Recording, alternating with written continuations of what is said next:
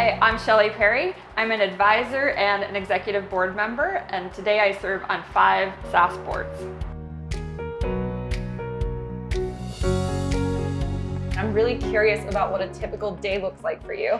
Well, a typical day for me, or a good way as typical, is not typical. I don't like to do the same thing every day. Like today, you guys are here today, and so this is different for me. But one thing that I do pretty frequently is have meetings in my home office. So I want to talk to you a little bit about that today. Amazing. Would you mind showing us your home office? I would love to show you my home office. Come this way. Welcome to my home office / amateur studio. And I want to tell you a little bit about why I've combined a home office with an amateur studio. And that is, a lot of what I do is help CEOs understand the type of team they need as they scale. And I say the same information over and over again. I don't love to create content. So what I do is I'll often invite a CEO over and we'll film the information that I'm giving them. None of it is proprietary, but it's a way for me to help them and then share that content online. What I want to do is show you an output from a meeting I had last week, because it's very interesting if you're a product person. So let's go over to the board. I have a whiteboard because I'm a very visual person. And what you see here is I erased the name of the CEO. This is actually the CEO's handwriting. And he was trying to understand how to scale his C-suite team. And what you can see is he wrote all of the functions up here. But look right here, he actually had no idea what to put here. He is a very smart man, but he did not understand what the product people will do and how it's going to add value to his team. And we spent a good day and a half having those discussions. So why is it so tricky for a CEO to hire a CPO or Chief Product Officer? It's tricky because a CPO is a lot of different things, and they have to be kind of a chameleon depending on the situation they're in. And as people start coming up through the ranks in product, they don't realize that they have to change how they talk to different audiences.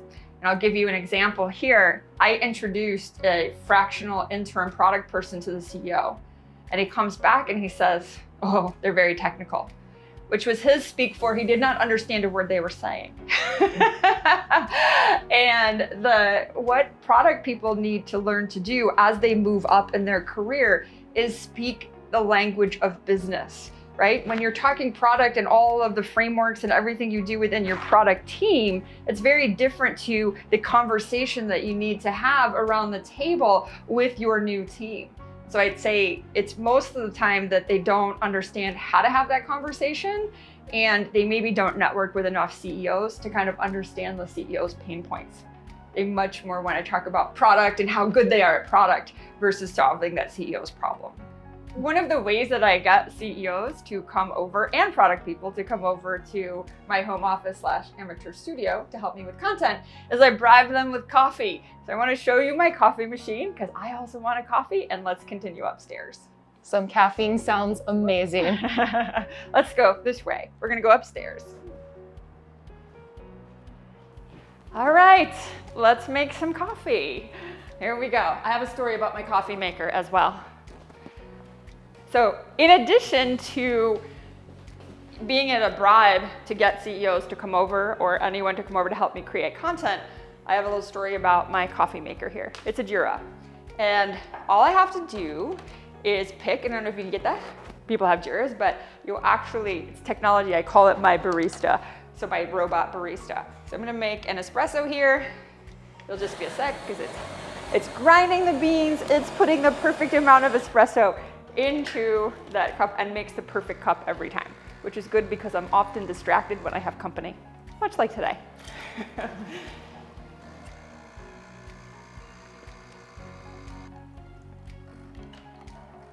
So now that we've made the coffee, let's continue the conversation. So you mentioned that CPOs are really technical people. How do they tailor their communications to the needs of different stakeholders and become a more effective member of the C-suite?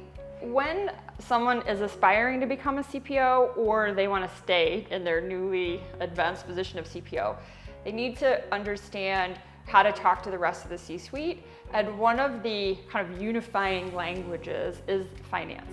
So you have to understand and learn how to talk about what you're proposing that you want to get done in terms of business terms, which is financial terms. So my advice to all of you is learn how to take what you know around product and translate it into financial speak so you can have better conversations with the C-suite, with the investors, and I would say even your customers. And what are some common mistakes that you see CPOs making? So one common mistake I see all the time, so please, I beg you, please don't do this, is that you get your first C-suite role or you're an SVP and you're kind of moving up and you're around there and you think, I have to tell everyone around the table how product works, because we just saw on the whiteboard downstairs that like they don't know how it works. But if you actually look closely at that whiteboard, so hopefully you guys are zoning in, it wasn't really talking about what they do every day. It was listing the benefits that they're providing.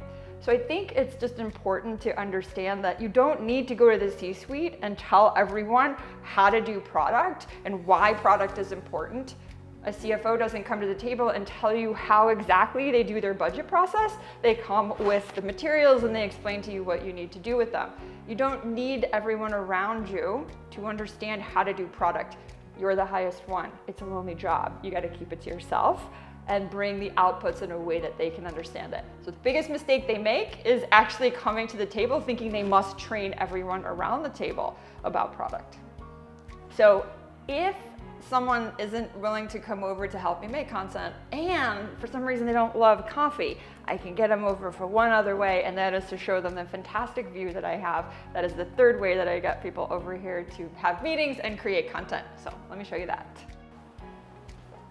So it's pretty hot outside today. We're experiencing a heat wave. So instead of going outside for these questions, I'm going to take a pause very quickly where it's a little bit cooler and answer some questions before we show you what the next draw is. So Shelley, I'm curious, what are the biggest challenges that you see CPOs and product leaders facing today? I think the biggest challenges today are really recognizing and understanding that a shift has occurred in the market in general. And it's important for a CPO to revisit the roadmap and make confirmation that even if it hasn't changed, that they're actually reviewing it and saying it hasn't changed for these reasons.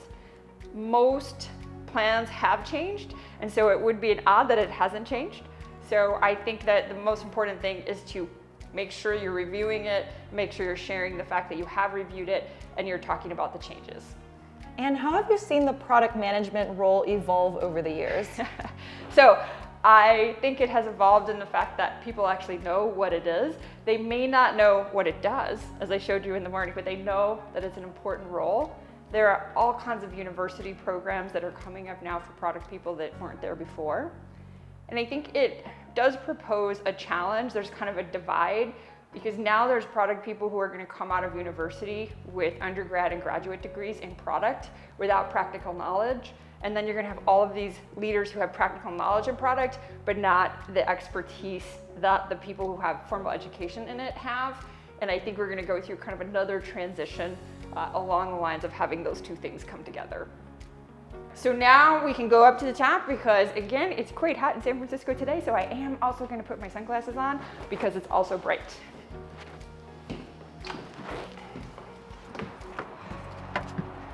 And here is my last draw to get people over here. Often it's for happy hour and wine for this fantastic view.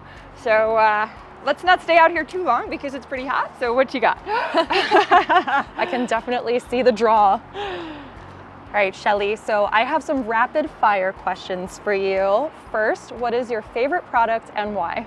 My favorite product today is Descript because I think it helps edit videos for the novices very quickly and allows you to create more video. And who's your go-to product thought leader?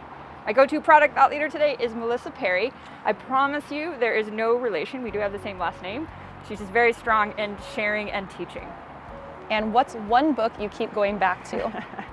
As an introvert converted to extrovert, or extrovert on TV, I always go back to How to Win Friends and Influence People.